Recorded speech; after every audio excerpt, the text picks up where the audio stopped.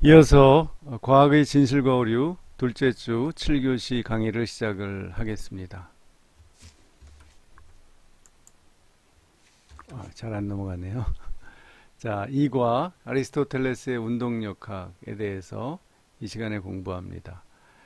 그러니까 이제 운동 개념에 집중해서 아리스토텔레스 이론이 어떻게 중세 이후에 근대까지 영향을 주면서 변화해 왔나를 설명하는 겁니다. 우선 아리스토텔레스는 이제 시간과 운동을 처음으로 설명한 철학자입니다. 그의 자연학에서 피지카라고 하죠. 시간이라는 것은 운동의 변화에 있는 어떤 것이라고 그가 유명한 정의를 했죠. 그러니까 시간은 운동과 더불어서 생겨난다는 거죠. 그러니까 시간과 운동은 떨어질 수 없다는 거죠. 그것이 현대 물리학에서도 시간과 공간은 계속 운동하고 있는 그 공간과 시간은 떨어지지 않는다는 아인슈타인의 상대성 원리하고도 상당히 일맥상통하는 사고방식이죠. 그런데 아리스토텔레스의 운동 개념을 이해하기 위해서는 그의 형이상학을 알아야 합니다. 그의 형이상학은 이 우주 전체의 운동을 다 설명하는 건데요. 출발점을 그는 부동의 원동자, the prime unmoved mover 이렇게 영어로 번역을 많이 하죠. 그러니까 자기는 움직이면서 다른 것들을 움직이게 하는 그런 어떤 존재가 형상이 최초에 있었다고 보고 그것이 바로 신이다. 테오스라고 봅니다. 그러니까 아리스토텔레스의 신은 어떤 인격적인 기독교의 하나님 같은 그런 신이 아닙니다. 우주의 출발점이 바로 신입니다. 그런데 그 출발점에 이미 완성을 향한 그 완성이 이미 내재해 있는 거죠. 그래서 만물은 이 부동의 원동자에 의해 시작되어서 진료와 형상이라는 두 가지의 요소들이 작용인에 의해서 즉 운동을 하게 하는 작용인에 의해서 연결되면서 그리고 어떤 하나의 목적을 향해 가도록 하는 이 목적인에 의해서 완성이 된다. 이것이 아리스토텔레스의 형이상학의 큰 틀입니다. 그래서 유명한 아리스토텔레스의 이제 사원인설이 있는데요. 형상인, 진료인, 작용인, 목적인 네 가지로 우주는 구성되어 있다고 보는 거죠. 형상인은 어떤 그 우리가 책상 그러면 그 책상이라는 개념과 형태 있죠. 기본적인 형태와 개념 이런 것이에요. 그런데 거기에 실제로 그 책상이라는 개념이 실제 책상이 되려면 진료를 필요로 하죠. 물질적인 재료, 진료를 필요합니다. 그것이 나무죠. 나무로 보통 책상을 만들죠. 물론 책상을 플라스틱으로도 만들죠. 그럼 플라스틱이 진료가 되는 겁니다. 그리고 세 번째 작용인 카우자 에피치엔사라고 하는데요. 이것은 바로 이 책상이라는 아이디어, 개념을 가지고 나무라는 재료, 즉 진료를 이용해서 이 책상을 만들어내는 그 사람을 말합니다. 사람이거나 어떤 그런 만들어내는 자연의 어떤 힘, 이를 말합니다. 제작자라고 할 수 있죠. 작용인이 있어야 나무가 책상으로 변하죠. 그 다음에 그런데 이 책상은 반드시 목적이 있어요. 그것은 책상을 통해서 공부를 하거나 수업을 하는 것이 목적입니다. 그래서 제작자가 이 목적인을 자기도 의식을 하는 거죠. 그걸 가지고 이렇게 책상을 만들어내는 겁니다. 이런 식으로 어떤 하나의 모든 물체들은 사물들은 다 이러한 네 가지 원인에 의해서 형성이 된다. 그리고 그 모든 사물들은 다 궁극적인 목적인을 향해서 완성을 향해 나가고 있다. 이렇게 보는 것이 아리스토텔레스의 형이상학입니다. 그래서 이게 근대 해겔의 정신 형상학 같은 데 영향을 줬죠. 모든 것은 기본적인 즉자 상태의 사물에서 시작해서 또는 의식에서 출발해서 절대정신이 실현되는 절대정신의 왕국으로 이렇게 발전돼 나간다는 그런 생각이 바로 아리스토텔레스의 형이상학에서 처음으로 생겨났죠. 다음으로 넘어가죠. 아리스토텔레스의 이제 운동 개념에 초점을 맞춥시다. 그것은 아까 말한 것처럼 가능태, 즉 작용인에 의해서 아직 가능성으로 있던 그 형상이 현실로 바뀌는 겁니다. 예를 들면 도토리에는 가능성, 나무에 상수리 나무가 되는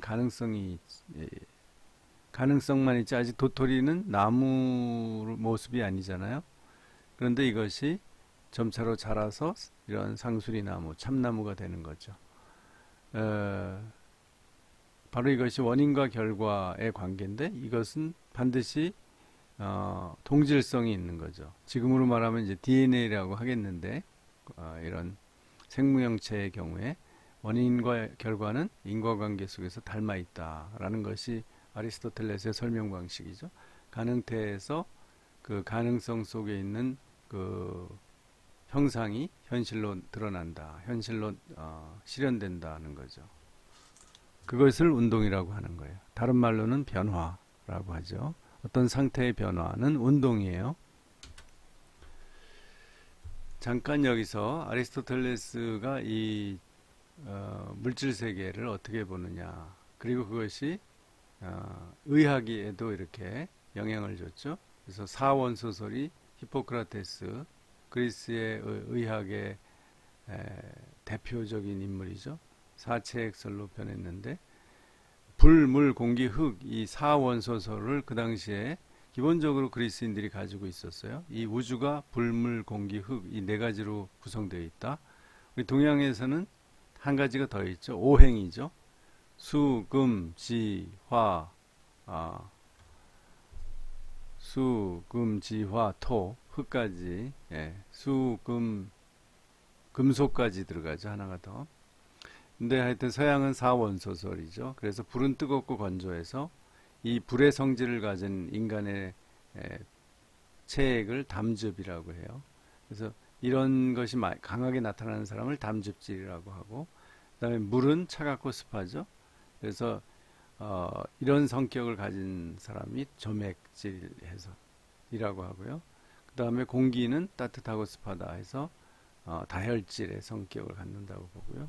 흙은 건조하고 차갑다 해서 우울질, 이렇게 네 가지의 기본 성격을 가지고 자연과 유비해서 이렇게 인간의 성격을 설명했죠. 그러니까 히포크라테스의 그 인간의 사체액설이 아리스토텔레스의 사원소설에 기초를 두고 있다고 봐야죠.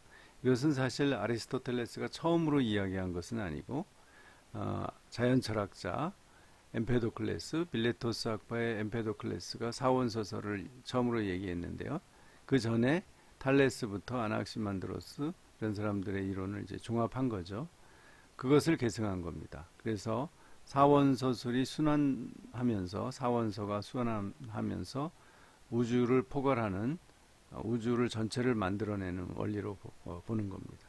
이것이 지금 볼 때는 참 유치하다고 볼 수 있지만 상당히 그당 중세까지 이런 사원소설을 믿었어요. 그래서 중세 연금술래까지 큰 영향을 줍니다. 자, 그러면 이제 아리스토텔레스의 운동 역학을 우리 책에 주로 자세히 나와 있는 역학을 설명하겠습니다. 다른 말로 이걸 투사체 이론이라고 하는데 군사학에서는 탄도학이라고 해요. 벨리스틱스라고 해서 대포를 쏴서 포탄이 어디에 떨어지는가를 이제 중요하죠. 그게 전쟁할 때 어디에 맞느냐를 연구하는 학문이죠. 그런데 아리스토텔레스가 기본적으로 이러한 그 어떤 물체의 운동을 특히 공중을 날아가는 이런 운동을 두 가지로 설명을 했어요. 두 가지 운동의 상호작용으로. 첫째가 자연운동입니다. 이것은 자기 본성에 따라서 돌아가려고 하는 운동이에요. 구체적으로는 물체가 본래의 장소로 돌아가려는 운동이다. 예를 들면 흙과 물은 항상 지구 중심가 본래의 장소이기 때문에 거기로 가려고 그래요. 그래서 흙과 물은 아래로 흐르죠. 그런 욕구가 있다. 불과 공기는 항상 그들의 고향인 달, 향한다 해서 하늘로 올라간다. 이렇게 설명을 했어요. 지금 보면은 너무 이 신화 같죠. 그런데 이렇게 그 당시에는 이게 과학적이라고 생각을 한 거예요. 자연에 이런 현상이 있다고 진짜로 생각을 한 겁니다. 반면에 강제운동이라는 것이 있는데 그것은 물체가 본연의 장소로 돌아가려는 자연운동을 거스르는 것은 다 강제운동이에요. 예를 들면 대포알이 발사될 때 직선운동을 하다가 그것은 강제운동이죠. 강제운동의 힘에 의해서 이제 가다가 이제 강제운동이 끝나면 자연운동으로 바뀝니다. 그래서 지구 중심으로 떨어진다. 이렇게 설명을 했죠. 그러니까 대포알이 날아가거나 뭐 창을 던지거나 했을 때 그 모든 현상을 이 두 가지의 개념을 가지고 운동 개념으로 설명한 게 아리스토텔레스였습니다. 하여간 처음으로 이 운동을 이렇게 어떤 두 원리로 이 물리적인 원리로 설명을 한 게 아리스토텔레스죠. 그래서 아리스토텔레스의 운동 역학이라고 하고 이것이 꽤 오랫동안 영향을 주었습니다. 이제 아리스토텔레스 이론이 뭐 아주 정설로 당연히 맞는 것으로 한 1000년 이상 1000년 정도가 아니라 거의 뭐 2000년 가까이 이렇게 믿어왔죠. 그런데 이제 르네상스 때 이탈리아의 니콜로 타르탈리아가 이제 그 당시에 박격포라는 게 처음으로 만들어졌죠. 우리나라에도 뭐 비격 진촌내 이런 것들이 만들어졌는데 원래 그 대포는 로켓이나 대포는 이제 중국에서 만들어져서 이렇게 다 퍼졌는데요. 그 포탄이 직선으로 날아가다가 커브를 그린 후에 직선으로 떨어진다는 걸 이제 관찰을 통해서 보았죠. 그래서 이렇게 설명을 한 거죠. 이렇게 포탄이 힘에 의해서 이 화약에 의해서 날아가다가 결국은 커브를 그린 후에 직선으로 떨어진다라고 설명을 했죠. 그러니까 이제 아리스토텔레스하고 다른 방식으로 설명을 했어요. 이게 그러나 명확하게 그 원인이 뭐라고는 설명을 못했던 것 같아요. 그런데 이제 그 후에 설명이 나옵니다. 그것이 이제 아리스토텔레스 이론을 수정하는 임페투스 이론이라는 거죠. 임페투스. 임페투스도 이제 내재적인 힘, 어떤 사물 안에 들어있는 힘을 말하는 겁니다. 그래서 장 뷰리당이 우리 책에도 아주 자세히 나오는데요. 아리스토텔레스의 이 이론을 처음으로 이거는 정확하지 않다라고 본 거죠. 근거가 없다. 이건 틀렸다. 이렇게 본 겁니다. 그래서 이 운동을 똑같이 눈에 보이는 이 운동을 어떻게 설명하느냐가 문제인데 그것을 임페투스라는 개념을 가지고 설명을 했습니다. 그래서 돌을 던질 때 돌멩이의 운동을 지속시키는 것은 그 던진 사람, 돌멩이를 던진 사람에게서 힘이 돌멩이에게 전달이 됐다. 그것은 맞죠. 힘이 이렇게 전달이 된 거죠. 힘을 주었으니까 그래서 어떤 방향으로 던졌죠. 그 에너지가 그 돌에 이제 에너지가 실려서 어떤 하늘을 날아가게 된 거죠.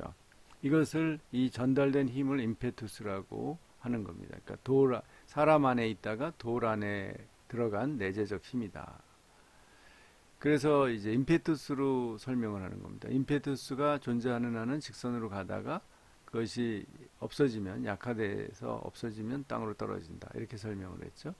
그러니까 똑같은 현상을 이렇게 다른 개념으로 설명하는 겁니다. 그것을 더 발전시킨 사람이 알베르투스인데요. 이제 조금 후에 비리당보다 조금 후에 태어났죠. 그래서 임페투스를 이제 단계적으로 더 자세히 설명합니다. 그래서 임페투스에 의해서 직선 운동을 하다가 포탄이 힘이 약화되면서 거기에 공기의 저항을 받는다. 왜 더 앞으로 못 갔느냐 할 때 힘이 약화되는 원인을 공기의 저항이라고 봤어요. 이건 아주 좋은 사실적인 착상이죠. 공기의 저항이 있는 거죠. 그래서 임페투스가 점점점 약해지다가 완전히 소멸하고 이제 그 다음에 무겁기 때문에 땅으로 떨어진다. 그것이 이제 중력이란 개념이 그 당시엔 없었죠. 잘 몰랐죠. 그래서 그냥 무게에 의해서 낙하 운동을 한다고 봤습니다. 이렇게 설명을 하는 거죠. 임페투스에 의해서 옆으로 날아가다가 공기의 저항으로 멈춰지고 그 다음에 무게에 의해서 땅으로 떨어진다. 이렇게 3단계로 설명을 했습니다. 그래서 포탄이 왜 포물선을 그리면서 이렇게 떨어지느냐 이를 상당히 합리적으로 설명을 했죠. 이 임페투스도 그 힘이 작용한 것도 맞고 공기의 저항도 맞고 그 다음에 무게에 의해서 낙하 운동하는, 나중에 이게 중력이라는 걸 알게 됐지만 이 말이 다 틀린 게 하나하나가 틀린 건 아니죠. 그래서 합리적으로 설명했다고 볼 수 있습니다. 자, 그런데 그 후에 14세기에 이렇게 알베르투스 비리다문과 알베르투스에 의해서 임페투스 이론으로 이러한 운동하는 물체가 공중에서 운동하는 물체가 다 설명됐다고 봤어요. 결국은 그 후에 완전히 새로운 패러다임으로 설명이 되죠. 그것이 바로 이제 근대 과학혁명이 일어난 후에 코페르니쿠스에 의해서 근대 과학혁명이 일어난 후에 뉴턴이 17세기에 1643년에 태어나서 1727년에 죽은 뉴턴이 새로운 개념으로 설명을 하죠. 그게 바로 관성이라는 개념입니다. 관성은 이 뉴턴의 운동법칙 세 가지 중에서 첫 번째죠. 관성의 첫째가 제1법칙이 관성의 법칙, 제2법칙이 가속도의 법칙, 제3의 법칙이 작용 반작용의 법칙입니다.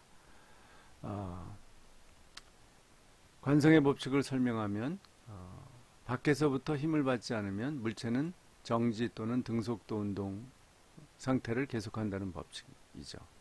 그러니까 어떤 물체는 가만히 있거나 힘을 받지 않으면 가만히 있거나 또는 속도, 등속도 같은 속도로 운동을 해요.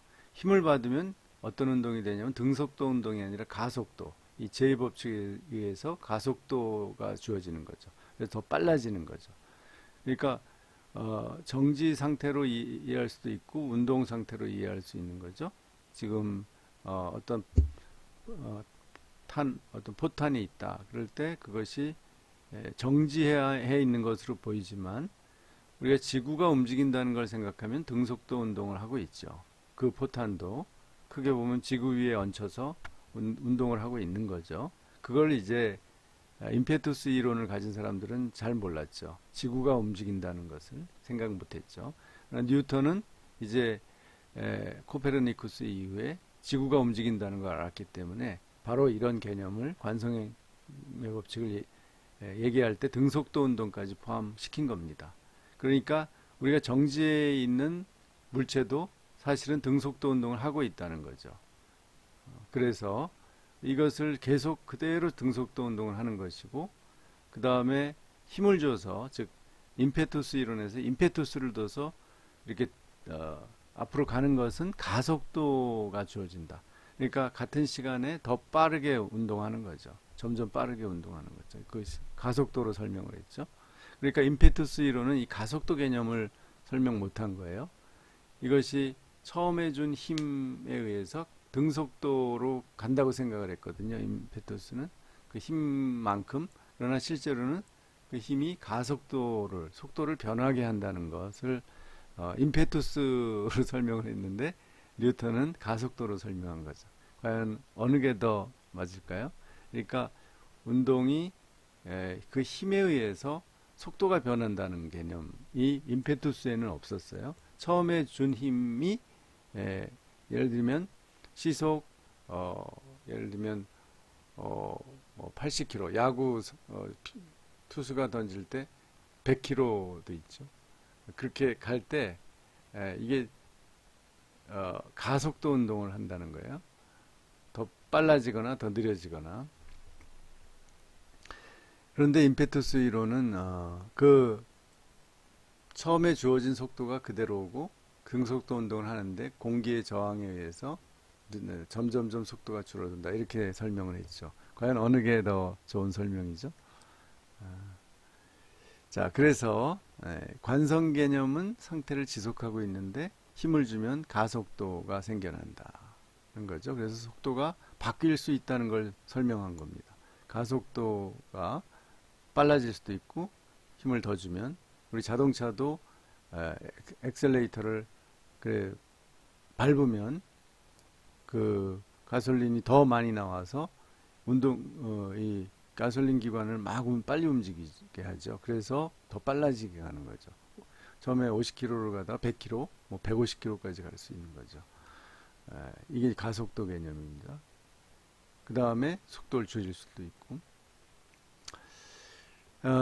그럼으로써 그 다음에 이제 제3법칙은 바로 작용 반작용의 법칙인데 아까 알베르투스가 얘기한 것처럼 공기의 저항 그것이 반작용이죠. 그것을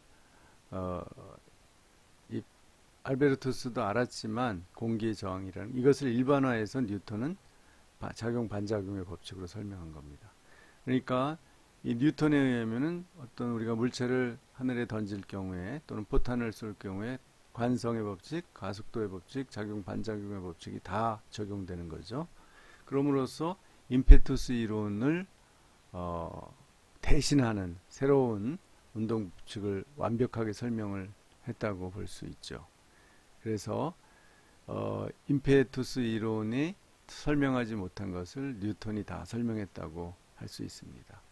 그러기 위해서는 이 과학 자체, 즉 우주론 자체가 변하는, 즉 지구는 움직이지 않고 모든 천체가 움직인다는 천동설에서 지구도 태양을 중심으로 움직인다라는 이제 지동설로 바뀌어야만 했죠. 그것이 이 근원적인 우주론의 패러다임 전환이 없으면 사실 뉴턴의 이 운동 법칙이 나올 수가 없었죠. 자, 그러면 이제 수업을 우리 책의 내용을 마쳤는데요. 마지막으로 여러분의 과제에 대해서 설명드리겠습니다.